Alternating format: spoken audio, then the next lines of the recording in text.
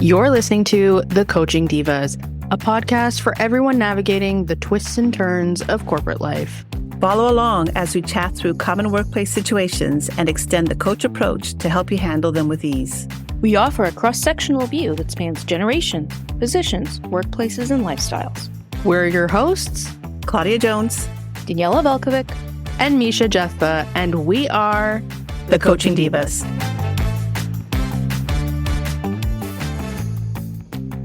Welcome back to The Coaching Divas, where ambition is celebrated, burnout is named, and today we're gently side-eyeing ourselves.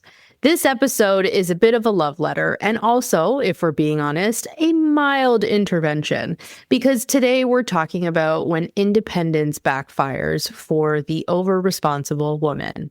You know her, she's capable, she's reliable, she's the one who says, "I've got it," while quietly carrying the emotional, mental, and logistical weight of everything and everyone. If you're a high achiever who prides herself on independence, who learned early that being self-sufficient was safer, faster, and frankly, more efficient, this one might sting, but in a good way, in the, oh wow, that's uncomfortably accurate way.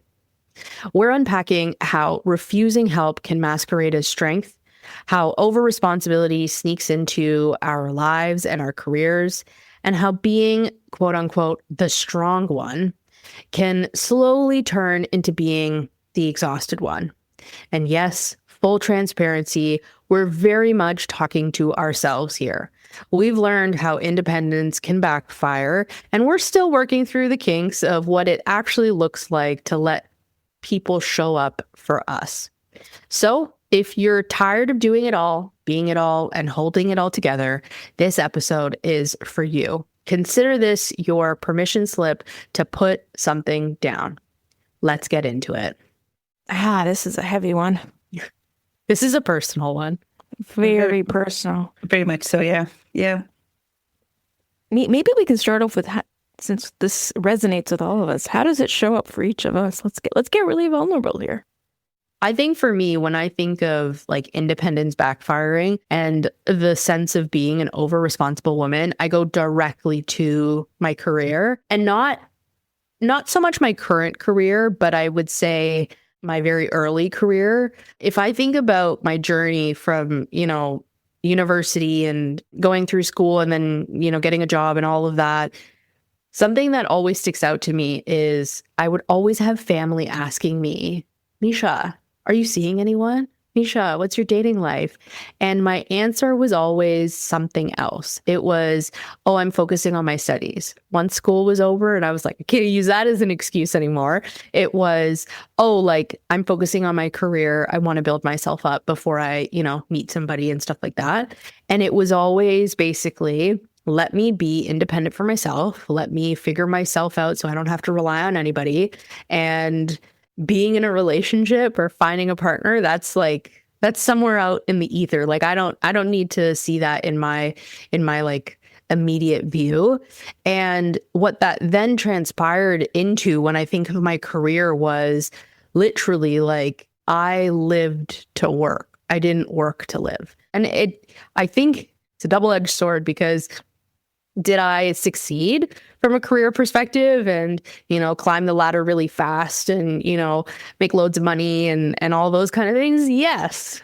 But when you fast forward and you realize all the things you didn't then do, I wonder, was I actually better off? So had I approached it with a bit more of a balance of, making time for friends and going out with friends and meeting new people and having those types of experiences, did I actually turn out to be, quote unquote, any like better off the way I did it versus if I had allowed myself to rely on others and even just let other people in along the journey?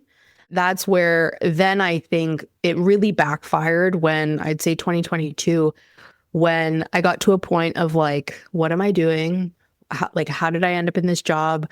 I have so many other areas of life where I feel unfulfilled, where I feel like I would love to have somebody. I would love to be able to, have a partner in life, but also like more friends in my circle, or people that I can go out for like a girls' night out type of thing. And it was weird where I then felt like, did I create this independent island where I'm so good on my own that now I'm almost having the FOMO of like, what have I missed out on?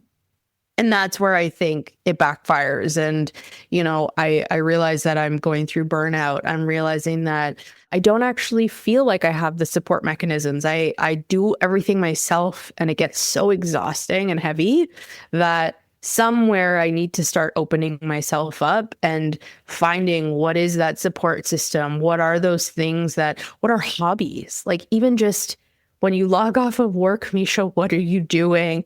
And it's not just like doom scrolling or stuff like that. So that's where I feel like I realized it was starting to backfire. And I pivoted my career, and I took time off, and I did all those things. But it was a hard lesson of being so in it for so long. Most of my life was that independent view, because I saw it as then leading to success or fulfillment, to then be smacked in the face and realize, hey, this isn't actually as fulfilling as you thought it was. It's actually kind of lonely. The question that always comes to me when I hear stories like yours, Misha, is what happened in 2022 that triggered for you to kind of take a step back and think about, am I happy where I am? Or how did I get, to answer your question, how did I get here? Did it build up to that point? Or was there a specific event or a trigger that made you think about? If you don't mind sharing, I don't want to. Yeah. When we got into the pandemic, by the end of 2020, I really was looking at like my life as, whoa, like, yes, I have work, but now that I'm working from home and it's literally just like my work is just down the hall, when I close that door and I leave it, I'm like, okay, it's not about the commute anymore because that's not taking up my time. I actually have more time to myself.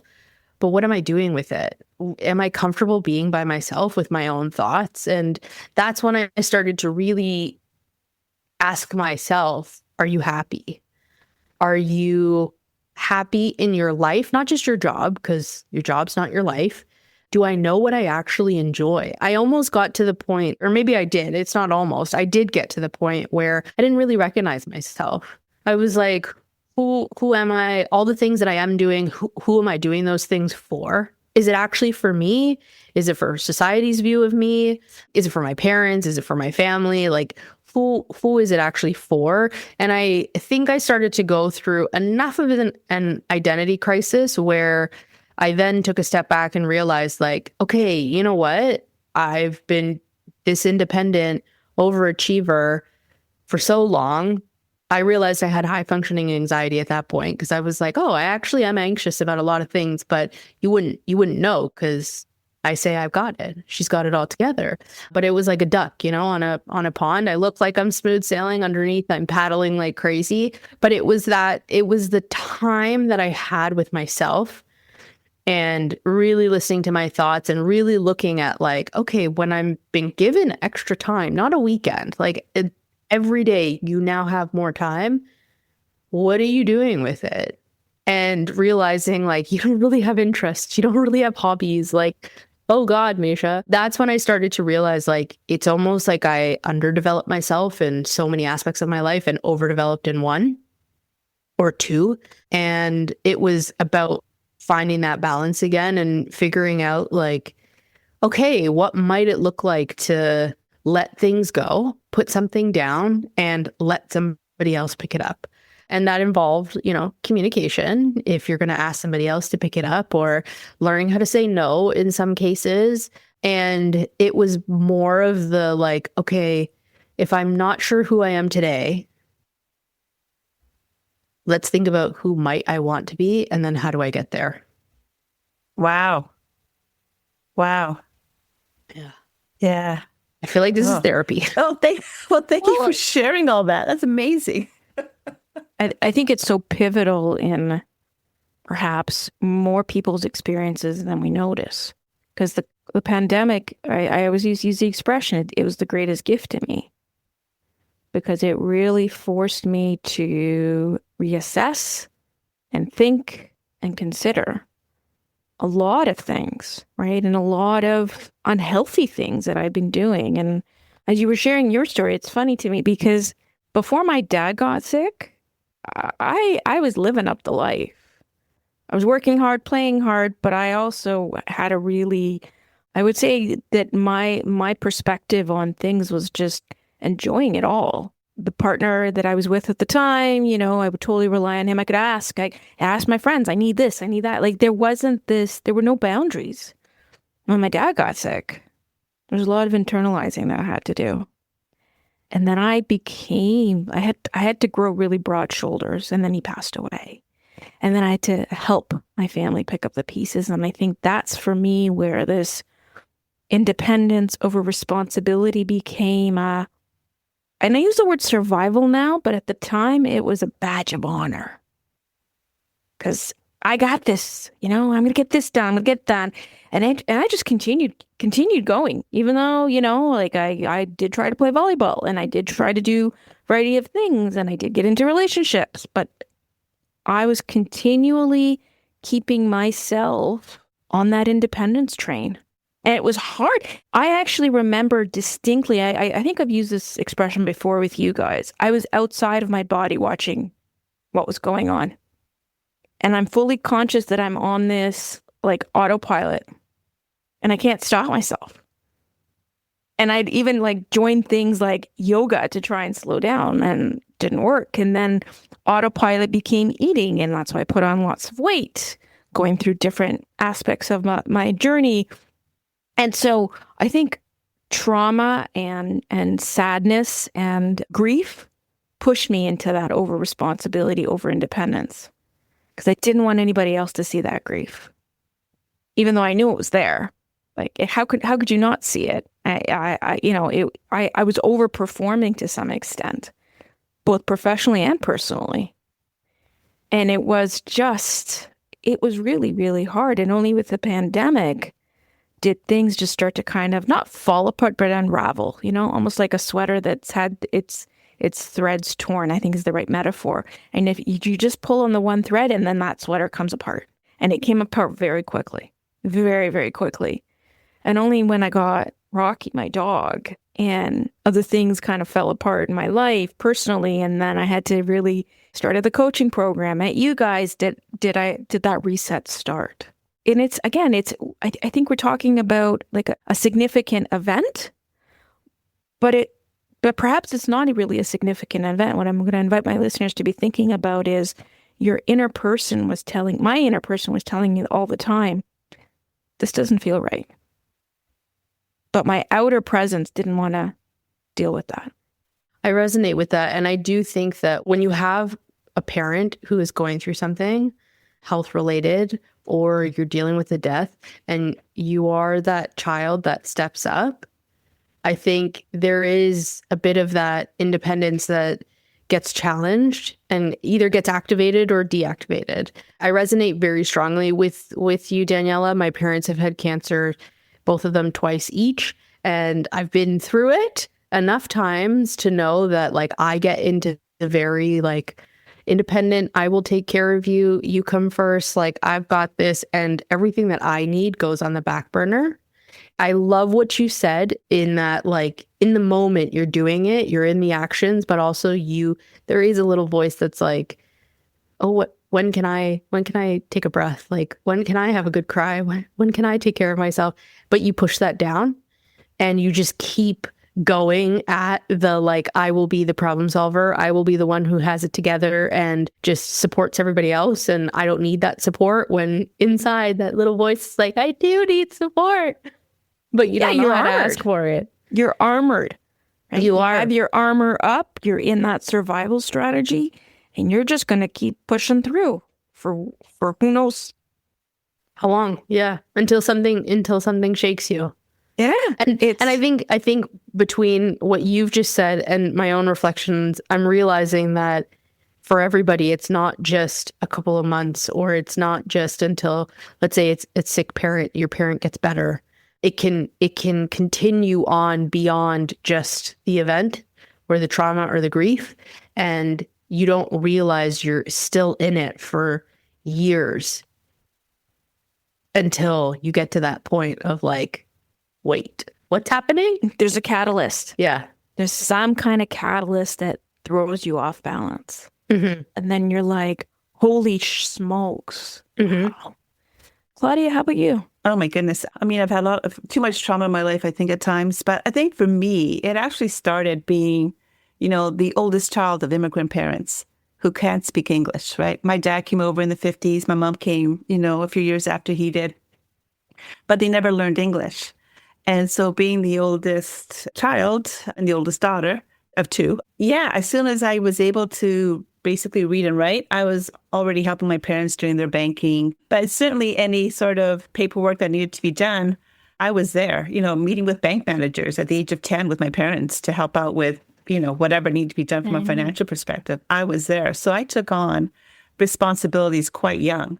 That's huge, though, for that 10-year-old. But you know what? But I wasn't alone. This is common amongst, I grew up in the Niagara region.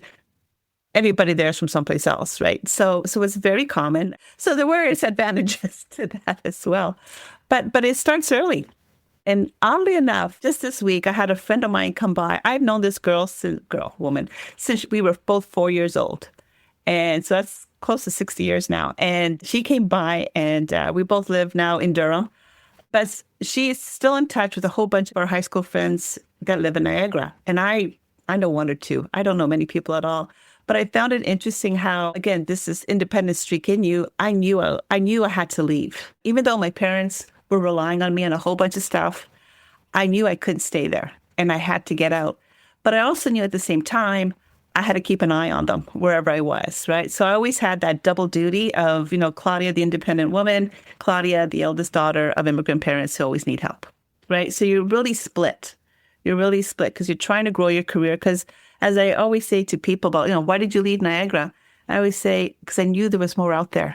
I just knew there was more out there and I had to get out. What was in Niagara just wasn't enough for me. I don't know if that's selfish. I don't know, whatever. But that's just how I felt at the time. And then, so when you talk about traumatic events, as, I mentioned a couple of times, like, I lost my sister when she was 30 years old. And, but again, I had to step up. I had to be the strong one for my parents. And again, because of the language barriers, because trying to figure out what to do with all this, my sister was married for a few years. So, trying to handle her husband's emotions and all that. But I was always the one that relied on. I was always the one who stepped up. And you just kind of keep going that way. Interestingly enough, I had one of these personality tests taken last year, and I'm definitely the girl boss kind of personality going forward. The one comment that came back to me was, because I had asked the assessor, I said, is it because I'm the oldest child of immigrant parents? So this is why I've got this kind of girl boss, I'll take care of it kind of attitude. And she said, that's a contributing factor. But the fact is, I've always had that tendency in me to do it. Because if I didn't, I wouldn't have continued to, look after my parents and do all that kind of stuff. Because it's just born in you. Because if it didn't, I would have dropped the ball and let somebody else pick it up as I got older and kind of focused on my own thing. So it is quite interesting. But to your point, though, you burn yourself out, especially after, I married. I didn't always live in the Durham region. I lived in the U.S. for a year. I lived in, Winnipeg. I've lived in Vancouver. Even when I was away, I still had to kind of keep track of these types of things with my parents. And it does burn you out, but it's hard to say no. It's hard to say no when these people have been relying on you all these years and you just step up, but it was certainly not good. And, and this is where I apologize a lot to my husband now, because anytime I got frustrated, I would take it out on him. And God bless him, he's still around. So things do get, redirected or misdirected. And you don't realize at the time, but you've got all this frustration in you that it needs to come out. And unfortunately, it's the person that's in front of you. And that's not fair to them. And maybe I should have addressed it a lot sooner. This is it's such a gradual progression. You don't realize you're getting there, to your point, Misha, until you're there. You kind of go, how the heck did I get here? Like, what happened? Like, very, very rarely does it happen overnight. And I was probably processing a lot of grief over my sister's passing. I was helping my parents out. And, it was just a lot. And trying to raise myself two young girls. It just all builds and builds and builds. And then, boom. explodes. Yeah. What resonates with me is this statement: if I can manage everything, nothing will fall apart. Yeah. Is that crazy? And looking back now, you're like, that was so. And yet things are falling apart. And things are falling apart. Yeah. Because your husband took the brunt of it, right? To some extent. Yeah. I know. I never realized what a patient person he was until very much after the fact. You don't realize it at the time because I just saw red all the time. I just saw red. I was going to say what stands out to me in what you've just shared, Claudia, is you were actually pushed into being the over-responsible woman at a very young age. You were leaned on and relied on almost without a choice. And it's interesting because to me, what I hear is the responsibility actually came before you could even accept it and choose to accept it rather, and consciously know what you're stepping into. And it also then, the buildup of that then also pushed you to want your own independence, which then came with a whole set of other responsibility that it's almost like if the scales were imbalanced before when, you're, 10, 11 years old and so responsible at home because of those language barriers and things like that. And you're like, I just want independence. The scale's up here. And you went for it and you got the independence, but then that scale started to get heavy too. And although I'll take the analogy one step further. Although the independence, you got more of that independence and it looks like the scales balance themselves out, the balance isn't actually beneficial to you because it's weight on both sides that you always have to be responsible for. And to your point, yes, if you keep carrying that load, eventually there's going to be a moment where the scales just break and you explode. Yeah, you do. As you talked earlier, you do go into survival mode. This is what I have to do to get forward because this is what I've always done to move forward. You just pick up the pieces, bury everything down deep as you can and keep going. And coming from a European background, sometimes, a lot of passion comes through. But you've also highlighted there was no choice there. No, not really. Compulsion was a constant. And true independence, even though the definition you held was I'm independent because I'm not here, it was more compulsion coming through. Yeah. And that word accountability just flashes for me as you share that story. And it just grows bigger the further away you are. Yeah. Yeah. You can't, you're not free. You think you're free, but you're right. You're not really. Not really. Because, I really couldn't. There were things I wanted to do, which I really couldn't do. Opportunities may have arisen for relocation. And after my sister passed away, we just thought, we have to stick close to home. So some job opportunities had to be turned down and things like that, right? So, yeah. I think that's a sense of duty. A ton. Duty to your family, and that keeps you back in a sense. Yeah, it's interesting though when I'm thinking about it now. I mean, there certainly was a sense of duty, no question about that. But I also had this independent streak where I wasn't going to let this sense of duty hold me back too much. I understand I have these responsibilities, but there are things Claudia still wants to do. So I tried them. And I, for the most part, I was happy with the decisions I made and I kept moving forward, and I'm very happy with my life. I wouldn't change anything because anything that didn't go well, they were all learnings. And, as I always say, it makes you the person you are today. And just like your story, Misha, one comment I was thinking about, you were saying, I was working hard, making, big responsibilities, the big bucks and all that. But, and then you kind of go, how did I get here? But then that's what makes a part of your makeup, as you know, right? This is what makes Misha. So she's not stuck there. She's not resentful of that time. But, there were some great events that happened there. And then you take those, and those are learnings going forward. If you find yourself kind of getting caught in that trap again, you'll recognize it sooner. You say, okay, I remember this. I didn't like that part of it. So I'm going to pivot and go over here now. Yeah. And I find myself, I find I do a lot of that. Going, this is the nasty Claudia coming out. Let's not do that anymore. I mean, I agree with you. I'm a big believer that everything happens for a reason. And in that belief, it's, the highs and the lows, as terrible as the lows can be, they're there to teach you something. And once you have the lesson, remember it. But I agree. It's what makes me me. It's part of my character. It's part of my makeup, as you said. I also would not go back and change anything.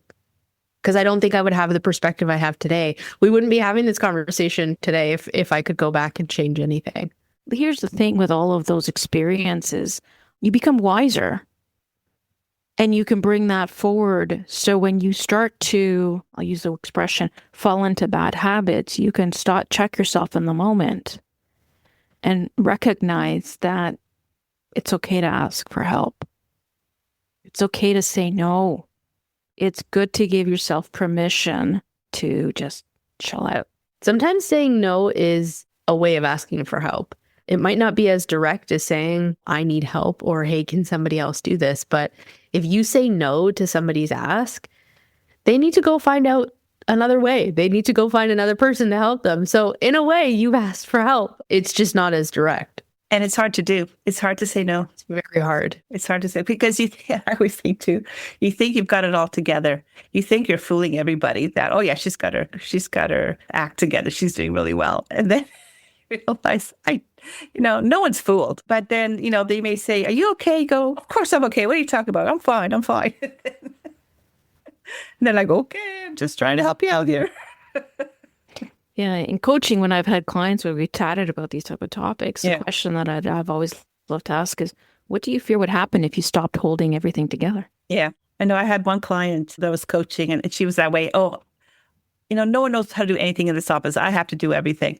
And as it turned out, she had an issue where her direct manager was in an accident, so she had to cover for him. And what's really interesting, though, is that she was covering for him. She wasn't following up with everybody on everything else. And guess what? The world did not fall apart. She really had an aha moment when we were kind of chatting about it. I said, how's everyone else doing? She went, oh my God, they're all okay. But it took that event for her to realize. And so maybe we can help a few people realize you don't need a tragic event to help you realize that, it's okay to say no. You don't need to be that superwoman, super person. You don't need to be that person who has all the answers. It's okay being seen as needing something. Yeah. And it's funny because I remember the expression I've continued to use since one of my colleagues shared it with me 10 years ago. Sometimes GE is GE. And that's a good place to be. And if anybody wants to know what does GE mean, it's good enough. Yeah. Yeah. Sometimes GE is good. Good enough. Because, I always go back to people say, well, I'm a perfectionist. Well, what is that? Who's standard? What is perfect? What is perfect? What does being a perfectionist mean? And you know what? They can't come up with an answer. It's the pause I love when I ask that question. Yeah. Yeah. What does perfect really look like? Yeah. And how do you know when you get there? What do you do then? Yeah, exactly. If it's perfect, how are you going to move the dial? As a recovering perfectionist, I can confirm embracing the 80% rule of like, what's good enough? I've gotten 80%. That's good enough. It's very helpful. Listen, as a PM, I had to internalize that. Yeah. Because I had so many, I would get stressed out in a way because I wasn't getting what I needed and the perception, am I leading, am I responsible, all that BS that gets kind of, I'll say, packaged up. When at some point you're like, you know what? Good enough. GE. I'm not gonna get stressed over that 20%. I mean, I channeled that into other areas, so that continued in that time period. But the optics, controlling that outcome, that pressure at a micro level it's exhausting. It is, yeah. And I learned too from a workplace perspective, you put together a presentation, you put together a paper, you put together a document, something, and you think, oh, this is perfect. And then you hand it to someone to review. Next thing you know, this red pen comes out and it's locked all over. You're like, what are you talking about? That was perfect, right? So I've learned, so after a few episodes of those, I've learned, you know what? I just call everything a draft these days. I put in 80, 85% because I know whatever I put forward, someone else has a different perspective, right? And then it makes me feel better.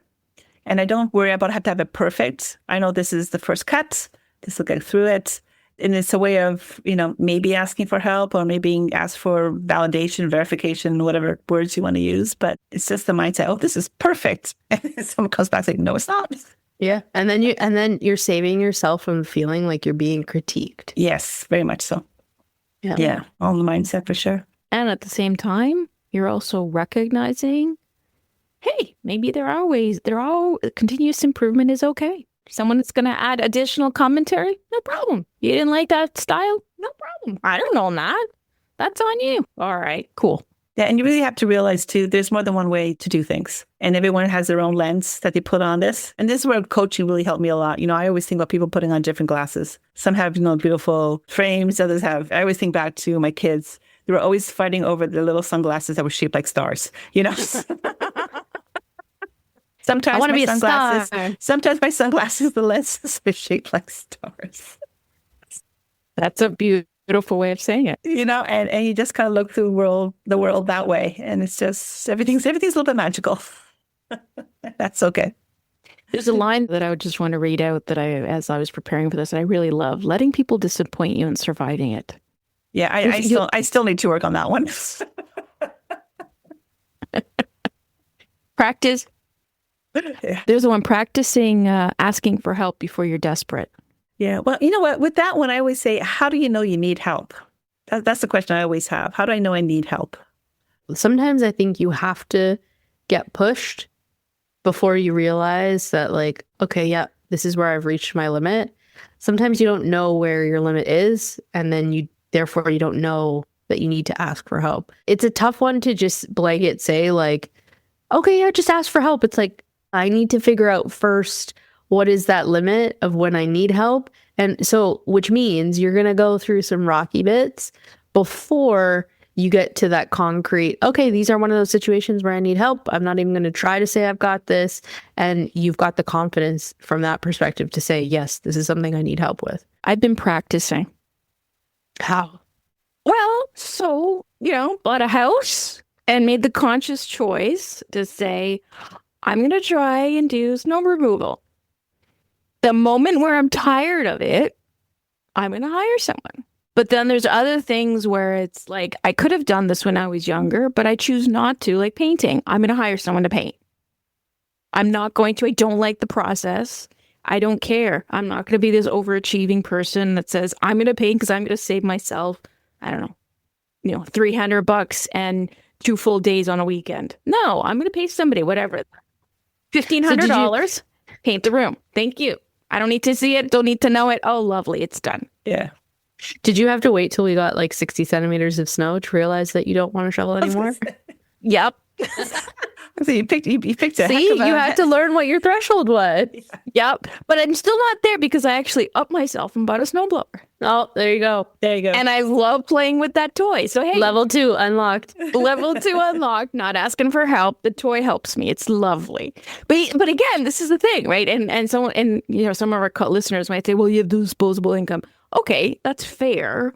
But let me introduce you to an idea of, like, you're in the workplace. You could be the one that's always going, I manage this, I manage this, I manage this. How would it feel like if you can just delegate it to someone on your team? How would it feel like if you could just let go and not actually review the final draft before it gets sent out? Or do 3 rounds of reviews? Or actually be the one that's micromanaging everybody and what they're doing? Yeah. I'd say the other example here is, and I'm going to take us back to one of our other episodes, using AI. Using AI is help. And so sometimes it doesn't even have to be a person that you're asking for help from. So I'll take it back to the work context of, if you don't, let's say, have a team where you can delegate something to, what's stopping you from prompting AI to create a draft presentation for you or write an email for you or stuff like that? That is a form of help in today's day and age in the workplace that could then give you time to do something else, something that, you feel more passionate about, or that makes you feel more motivated or fulfilled at work. And so it's also in that lens of, might not be a person, but like, what are ways you can seek out help in the tools that you have available to you? Brilliant. Let me take it a step further and just up that one just a little. Ask Chat to have a conversation with you so you can help you identify, are you being over responsible? You can engage in a conversation with Chat if you want to. And see what it tells you. And again, it's an experiment. You don't have to, it could be hallucinating. Absolutely. But one of the things that, we need to be thinking about if we're on this roller coaster, and I mean, we've shared each of very different perspectives, right, of our own over responsibility coming up. It's such a personal thing. Maybe you need something to just trigger a different way of thinking. And so run that self-experiment. Yes, absolutely. Hire a coach and have the conversations with the coach. You may not feel like you can have that vulnerability with someone close in your family or your friends or what have you, but maybe some of these other outlets might help you just kind of trigger something different. Yeah, I was going to say, just be careful with any of these AI tools. It can lead you down a rabbit hole. You certainly want to make sure that maybe it kicks off some thoughts for you, but you really need to, as a coach, have that human interaction. Use your judgment. Yeah. Because I know a lot of people, especially young people, they run to the AI tools, and I've heard stories of people had relationships fall apart, and rather than actually talking to friends or family or even therapist or a coach, they go to AI. Not always the healthiest. You need to keep that third party person, physical people interaction, right? Because we do live in a community. We are part of a big society, and that's how humans thrive, not just with the tools. So, actually, it's funny too, just listening to the two of you chat as well.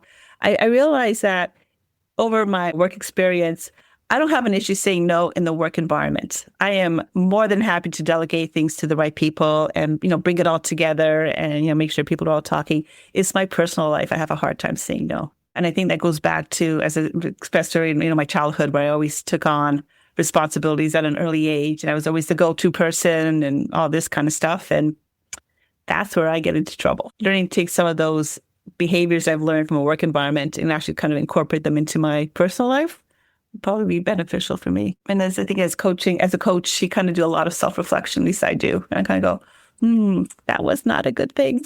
Let's change that. So what an interesting conversation we've had, Daniela and Misha. I mean, we just kind of let it all out today. It feels like to me. Takeaways.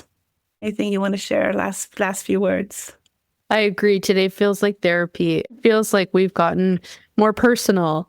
In terms of takeaways, I think the biggest one that I'm hearing from all of our experiences is the importance of being in tune with ourselves and the importance of checking in with yourself and being able to hear your thoughts and hear your feelings and then work through them. Because I think for all three of us in our experiences, although vastly different, there was a common thread of us being able to do that check-in at some point, whatever had prompted it.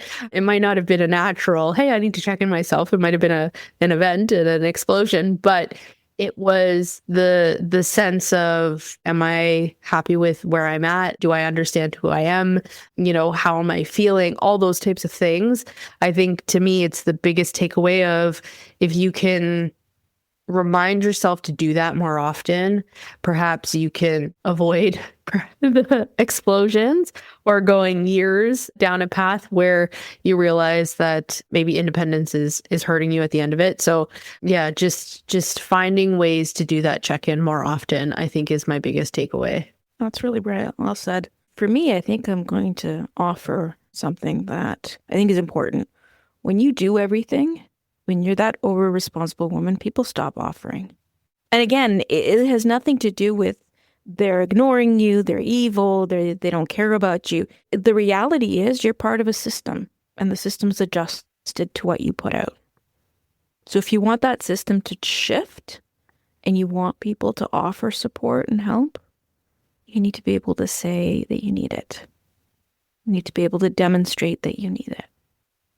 So look at your system as well as an indicator of what's going on. Yeah, that's good. And if I could just add one more comment to that, just to build on to what you two have already said, is whatever journey you came from, those events that happened in the past, don't ever regret them or feel that they weren't worthwhile or be upset about them, because they're all learnings. It is what made us who we are today. And we have to remember that. And so as I tell a lot of my clients, don't live in the past, but take those learnings and take them forward. You can't change the past. That part's never going to change. So what can you do with that experience that you had? take it forward with you and make it like a whole CI improvement, or make yourself a better person, or however you want to phrase it. Just move forward and say, well, I'm not going to do that again, but here are the learnings I have from that. So onward and upward. Thanks for listening to The Coaching Divas. If you've enjoyed this episode, leave us a review and follow us on Instagram at The Coaching Divas. Your ratings and reviews help more people like you find our podcast. Don't forget to subscribe and share this episode with someone you think would love it. Until next time, we are Claudia Jones, Daniela Velkovic, and Misha Jethba, The Coaching Divas. If you're going to coach, might as well coach like a diva.